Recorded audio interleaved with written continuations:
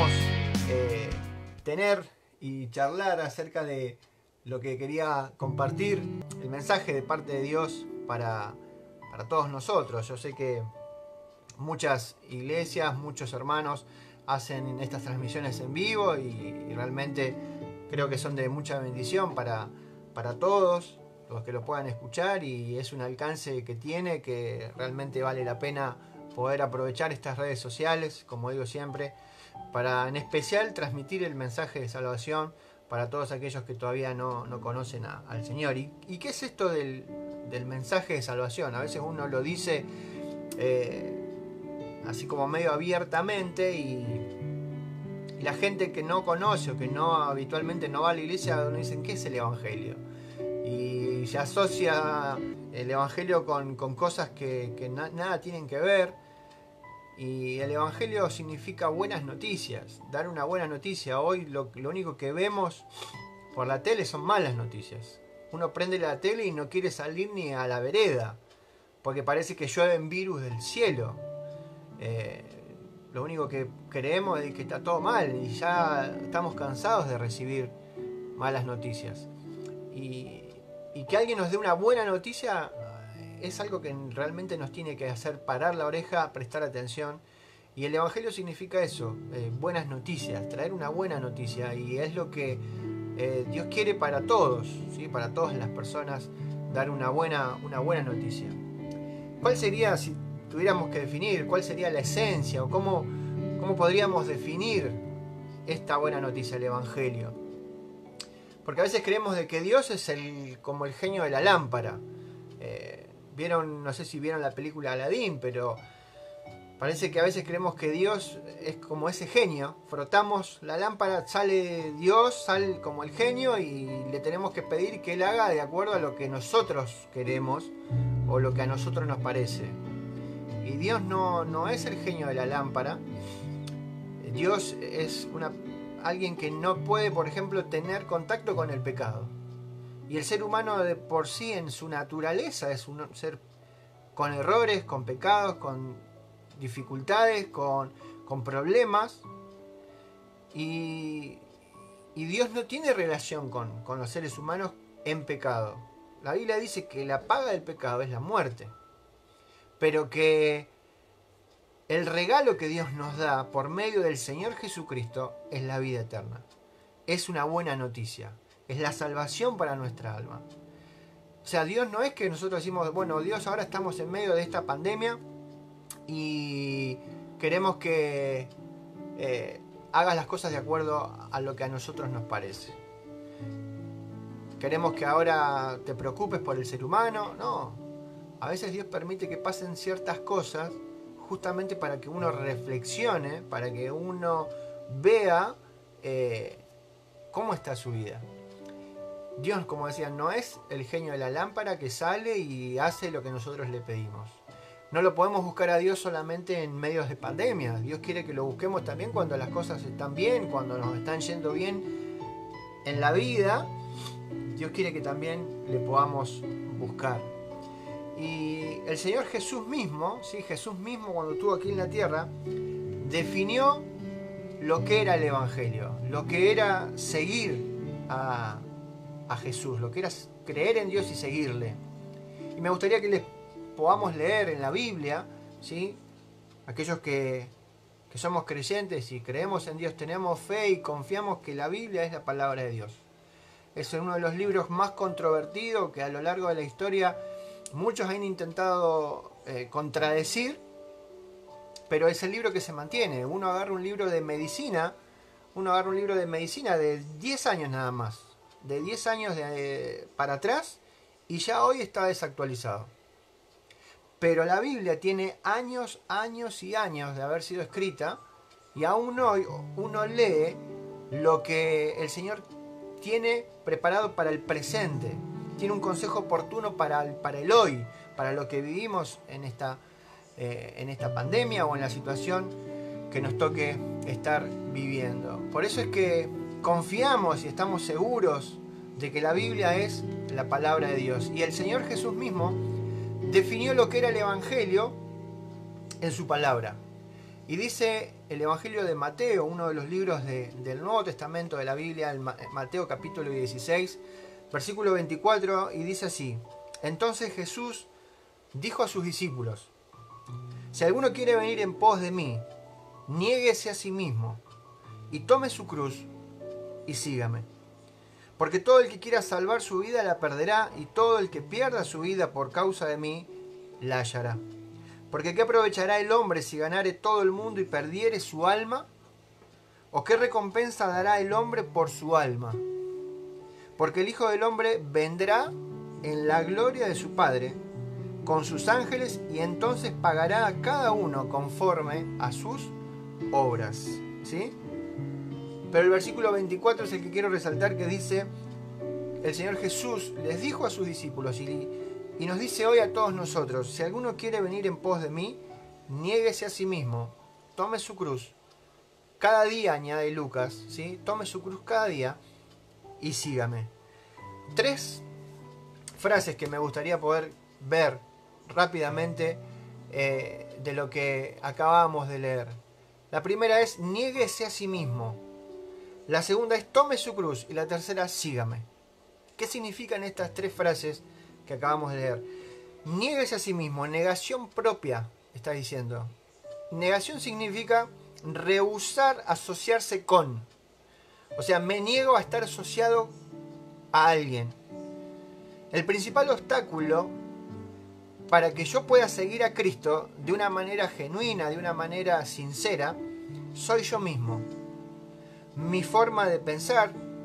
Si uno habla con gente de ciencia, ellos van a anteponer la ciencia o lo que ellos conocen antes de lo que Dios dice. Y por eso es que digo, mi forma de ver las cosas, mi criterio, mi personalidad, mi carácter, es el principal obstáculo para que yo pueda creer en Dios. Dios está dispuesto a dar su salvación, a dar ese regalo, ese don a todas las personas, pero somos las personas las que nos rehusamos a recibirlo.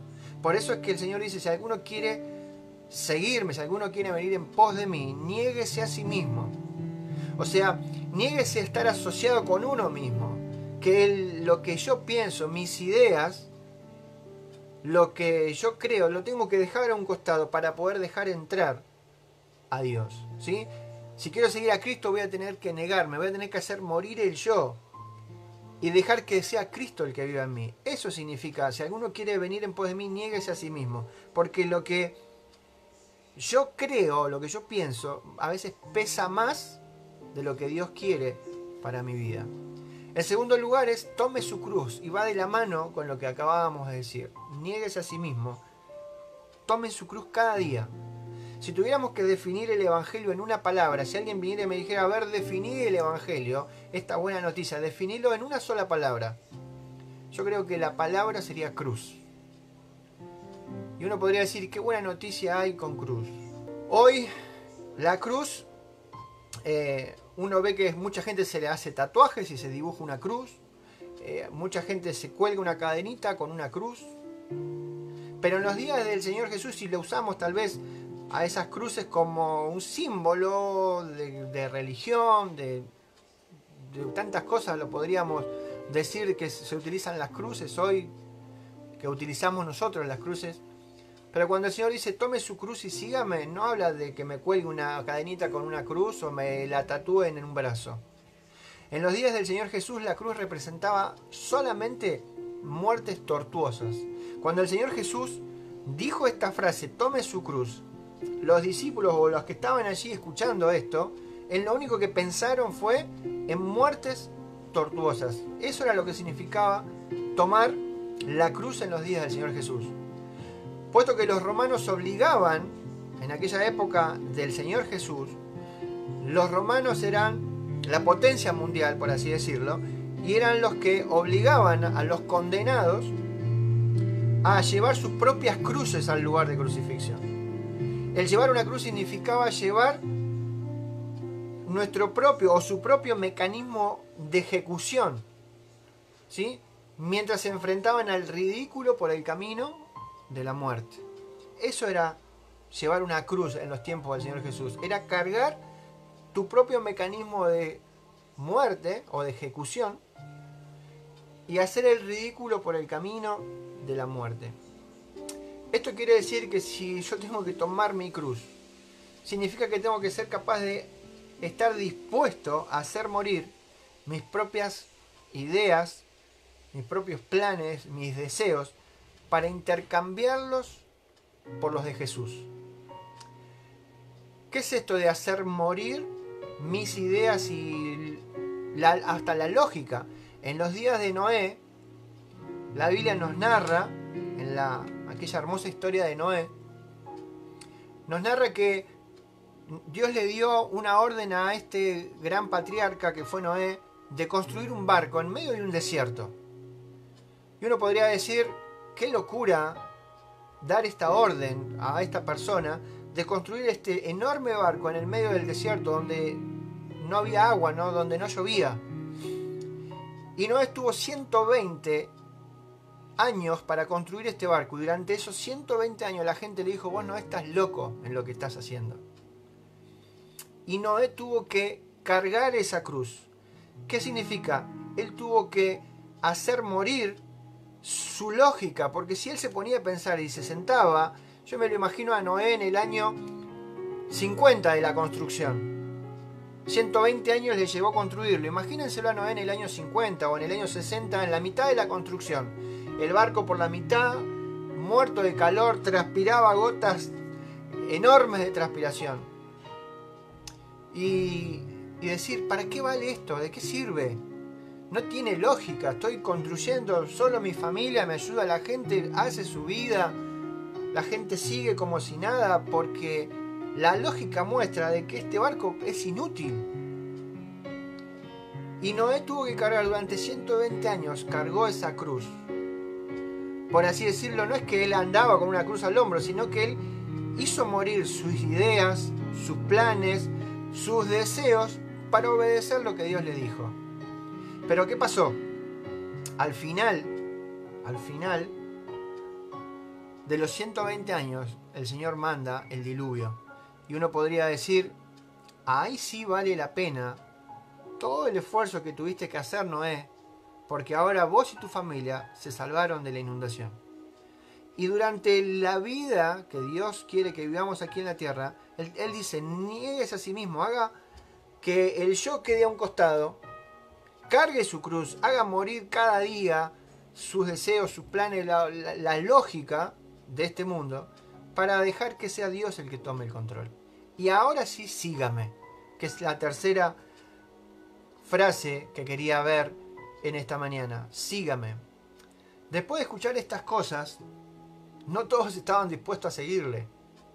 No todos, la gente hoy en día está dispuesta a seguirle.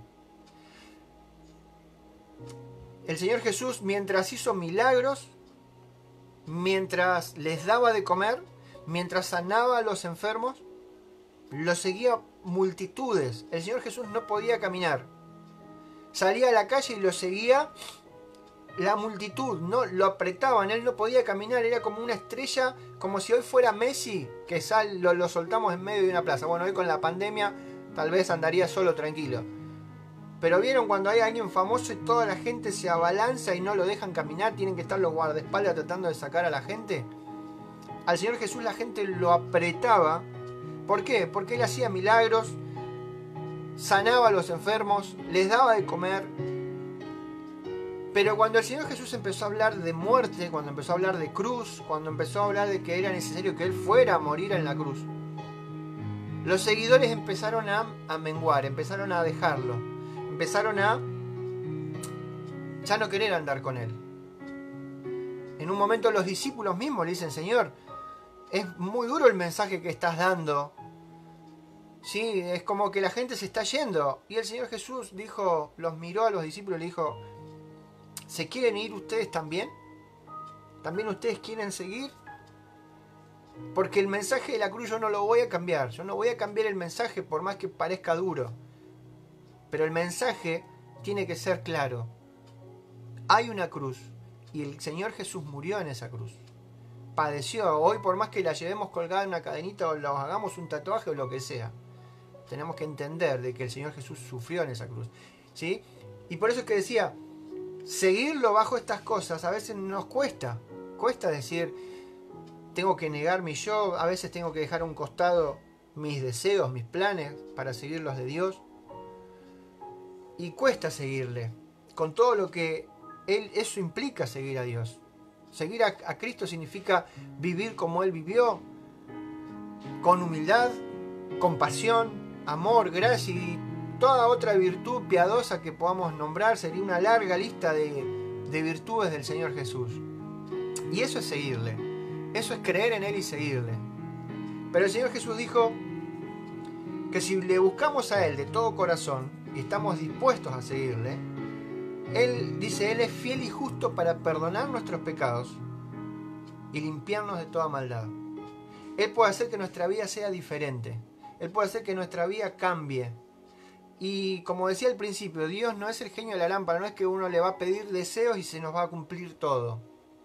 Porque Dios, la preocupación que tiene es por nuestra alma, es por lo que pasa dentro nuestro. Puede que tal vez nuestra situación exterior no cambie, pero lo que Él quiere cambiar es nuestra situación interior, nuestra vida espiritual, nuestra alma. Él quiere producir un cambio interno en nosotros, no un cambio externo, un cambio interno. Él quiere tener una relación personal con cada uno, íntima. Y hay un texto en la Biblia, en Mateo capítulo 6, que dice que si le buscamos a Él en primer lugar, si lo ponemos a Él en primer lugar, buscamos su justicia, buscamos ser justificados por Él, dice que Él promete que todo lo demás va a ser añadido, va a ser de acuerdo a su voluntad. Pero tenemos que buscarlo a Él en primer lugar.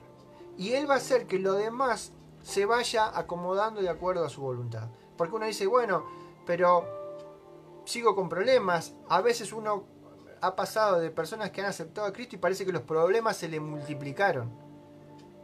Porque el Señor dice, yo no vengo a solucionarte tus problemas. Yo vengo a estar en tu interior, a solucionar tu interior y ser una persona que te acompañe en esos problemas. Uno va a tener otra visión, va a tener otra forma de ver la vida, las cosas, las circunstancias. Es cuestión de perspectiva. El Señor viene a cambiar la perspectiva de nuestra visión. A veces uno está en un pozo y lo único que ve es la oscuridad del pozo. El Señor lo que quiere hacer es sacarnos del pozo y tener una visión más amplia de las cosas. Y uno dice, esto tal vez lo puedo ir resolviendo y acomodando de esta manera. Porque el Señor quiere cambiar nuestro interior, darnos una nueva visión, una nueva perspectiva de la vida. Porque Él está dispuesto a hacer un cambio en nuestro interior. Hay una historia que nos hace reflexionar y pensar en la persona del Señor Jesús. Y con esta historia quiero terminar este mensaje de hoy. Es una hermosa historia. Se trata de un hombre viudo, ¿sí? Un hombre rico, millonario, este hombre, viudo él, y tenía un único hijo, al que amaba mucho. Tenía un hijo, era él y su hijo, y tenían una relación de padre e hijo hermosa. Estaban los dos solitos, como decía, era viudo él, y los dos tenían una gran pasión por el arte. Este hombre tenía una gran pasión por el arte, que le había transmitido también a su hijo, y solían andar por el mundo y trataban de comprar pinturas de obras invaluables, ¿sí? Poseían una gran colección de pinturas de Picasso, de Van Gogh, de Rembrandt, Monet, grandes pintores, grandes obras de arte de valores incalculables, y disfrutaban, este padre y el hijo disfrutaban sentándose y admirando estas obras de artes. Pero las circunstancias de la vida hicieron que el hijo creciera, que fuera enrolado en el ejército y llevado al frente de batalla, que fuera llevado a la guerra. Al poco tiempo le llega un telegrama al padre, ese telegrama que ningún padre quiere recibir cuando tiene a un hijo en el frente de batalla. Le llega el telegrama al padre de que su hijo había sido abatido en batalla, había sido abatido en la línea de fuego. Cuando el padre recibió esta noticia, sufrió profundamente, como cualquier padre, sufrió profundamente la muerte de su único hijo. Quedaba solo ahora. Pocos meses después llegaría el cuerpo en un ataúd envuelto en bandera, pero aquel padre nunca más se sobrepuso, nunca más volvió a ser el mismo. Un mes más tarde, antes de la Navidad, alguien tocó a la puerta. Va este padre, abre, y era un joven con un gran paquete en sus manos. Y le dijo al padre: Señor, usted no me conoce, usted no sabe quién soy, pero yo soy el soldado, le dice, por quien su hijo dio la vida. Yo me encontraba herido en la línea de fuego, ¿sí? Y él se acercó con la intención de ayudarme, de sacarme de la línea de fuego.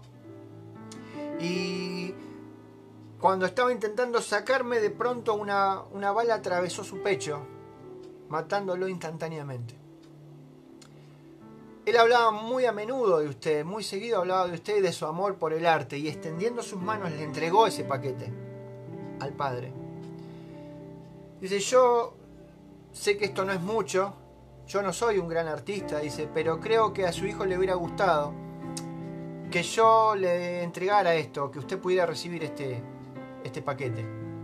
El padre, un tanto ansioso y sorprendido, abre este paquete, abre este regalo que había recibido, y para su sorpresa, cuando abre, era un retrato de su hijo, pintado por este joven soldado. Contempló con profunda admiración la manera con la que este soldado había captado y plasmado la personalidad de su hijo en la pintura. El padre estaba tan conmovido por el realismo de la expresión de los ojos en la pintura que sus propios ojos se llenaron de lágrimas. Le agradeció al joven soldado, muy agradecido con el soldado, y le dice que le quería pagar por esta obra. Y dice: no, señor, yo nunca podría cobrarle por este regalo. Con todo lo que su hijo hizo por mí, yo no se lo podría cobrar. Acéptelo como un regalo. El padre, más que agradecido por aquel regalo, agarró ese cuadro de la pintura de su hijo y lo colgó en la pared, en el lugar más hermoso de la habitación, donde tenía todas esas obras de arte pegadas y colgadas de artistas famosos y grandes. Y cada vez que venía gente, visitantes, a ver sus pinturas, porque él tenía una gran colección, lo primero que hacía este hombre era mostrarle el retrato del hijo. Esa era la pintura que a él más lo emocionaba, que él más quería. Al cabo de unos años, de unos pocos años, este hombre murió. También este hombre fallece y se anuncia una subasta con todas las pinturas que él poseía. ¿Sí? Se anuncia que se van a subastar estas pinturas que él tenía, que eran de un valor incalculable. Muchas personas importantes, gente que conocía de este hombre, que sabía de su colección, acudieron a esta subasta con grandes expectativas por tratar de comprar aunque sea alguna o una de estas importantes obras de arte. Pero cuando llegaron allí en la plataforma de esta subasta, estaba el retrato del hijo como presidiendo la subasta. De pronto sube el subastador, golpea su martillo para dar inicio a esta subasta, y este hombre dice: empezaremos los remates, pero con este retrato. Este es el hijo del dueño de la colección, así que comenzaremos subastando este retrato. ¿Cuánto ofrecen por este retrato? Se hizo un gran silencio en la sala, porque obviamente quedaron todos sorprendidos. La gente iba por otra cosa y de repente arrancan con la subasta de un cuadro que no tenía valor. ¿Cuánto ofrecen por esto? Se oyó una voz que gritó diciendo: queremos ver las pinturas famosas. Olvídate de esta, no, olvídense de esta pintura. Queremos ver las pinturas de valor. Sin embargo, el subastador insistió y dijo: no, vamos a primero el hijo. ¿Quién ofrece por esta pintura 100? ¿Quién ofrece 200? Alguien gritó: alterado, la gente se empezaba a inquietar y decir, no vinimos por esta pintura, vinimos por los Van Gogh, por los Rembrandt, por los cuadros de Picasso. Vayamos a las ofertas de verdad, vayamos a lo que nos interesa. Pero el subastador insistió y continuó diciendo, no, el hijo. Primero el hijo. ¿Quién se lleva el hijo? Finalmente una voz se oyó allá desde el fondo de la sala, una voz tímida que dijo, yo doy $10 por esta pintura. $10 por la pintura. Y todos se dieron vuelta y dijeron, ¿quién ofrece? Porque todos querían las pinturas de valor. Yo doy $10, dijo.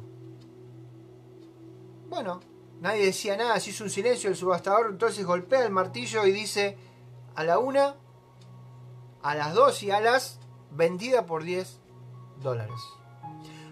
Ahora sí, dice, ya podemos empezar con la colección. Gritó uno, ahora que ya vendiste este cuadro, ¿podemos empezar? Pero el subastador soltó el martillo y dijo, lo siento mucho, damas y caballeros, hasta aquí llegó la subasta. ¿Pero qué pasa con las pinturas?, gritaron todos. ¿Qué pasa con las pinturas por las que vinimos? Lo siento mucho, dice el subastador, pero cuando a mí me llamaron para conducir esta subasta, estaba estipulado en el testamento del dueño, y esto era algo que yo no podía revelar hasta este momento, y es que solamente la pintura del hijo sería subastada.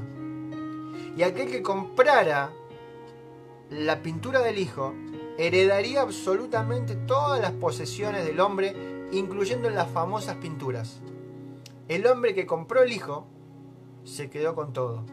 Aquel humilde jardinero que tímidamente ofreció lo poco que tenía para quedarse con el hijo, se llevó todo lo que tenía, todas aquellas pinturas de un valor incalculable, todas las posesiones de este hombre.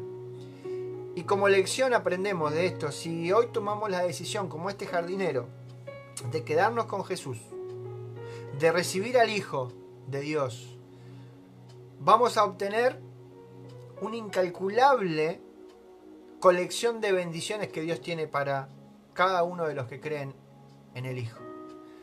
Van a ser tuyas y de nadie más. Van a ser tuyas y jamás nadie te las va a poder quitar. Pero tenés que creer y aceptar al Hijo. Estos hombres no pudieron negarse a sí mismos. Ellos solo pensaban en lo que ellos querían.